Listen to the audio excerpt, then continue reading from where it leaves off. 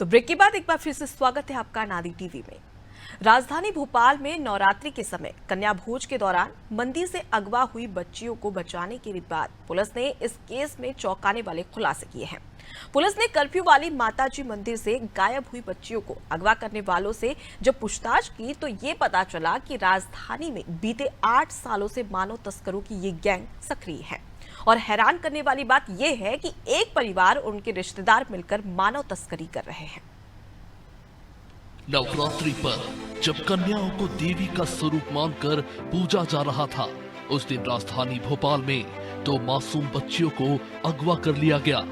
Curfew वाली माता मंदिर से 2 बच्चियों के अचानक गायब होने के बाद पुलिस भी सख्ती में आ गई थी, लेकिन शायद पुलिस को भी अंदाजा नहीं था कि ये मामला सिर्फ 2 बच्चियों के अगवा होने का नहीं, बल्कि राजधानी भोपाल में जारी मानव तस्करी का है। मध्य प्रदेश में सामने आया मानव तस्करी का बड़ा मामला।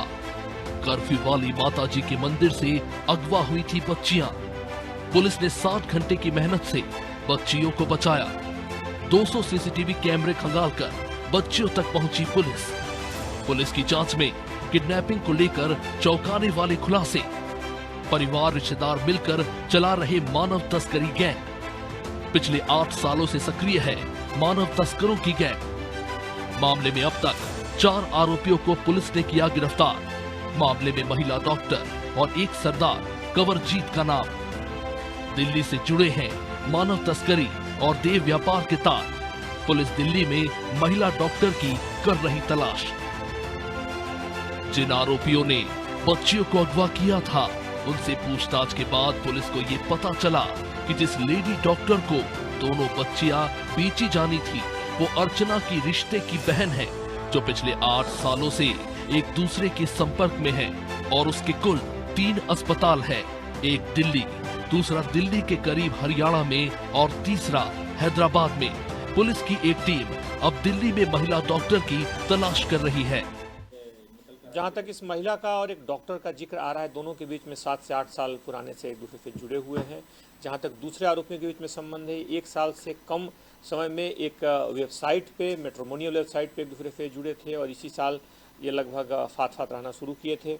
उस महिला के पूर्व में भी 2 बच्चे हैं जो कि बड़े हैं और समान तौर पर महिला के साथ ही रहते थे। इसलिए ये सारे जो आरोपी हैं, अगर 1 साल से लगभग एक साथ रहना शुरू किए हैं। इस पूरे मामले में पुलिस ने अभी तक 4 आरोपियों को गिरफ्तार कर लिया है और साथ ही इससे जुड़ी जो अन्य कड़ियां हैं, उनकी तह तक पहुंचने की लगातार पुलिस प्रयास कर रही है। इनके पास से कुछ जानकारियां मिली हैं, जिसके आधार पर टीम दूसरे राज्यों में भी भेजी गई है, जहां पर उनसे जुड़ी अन्य कड़ियों को पुलिस खंगाल रही है।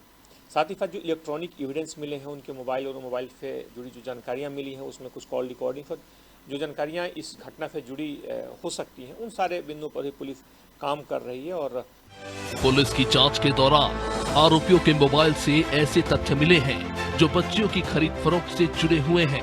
पूछताछ में पता चला है कि महिला डॉक्टर अनवांटेड गर्भ को भी खरीदकर उनका भी सौदा करती थी और इसके लिए उसने अपने पति और रिश्तेदारों के साथ मिलकर एक सिंडिकेट बना रखा था, जिनके जरिए ऐसे लोग डॉक्टर तक पहुंचते थे जो कि गर्भवती होने के बावजूद भी बच्चा नहीं चाहते थे। ऐसे लोगों से वो बच्ची खरीदकर उनको कहीं और बेच देते थे। भोपाल से रिजवान खान की रिपोर्ट।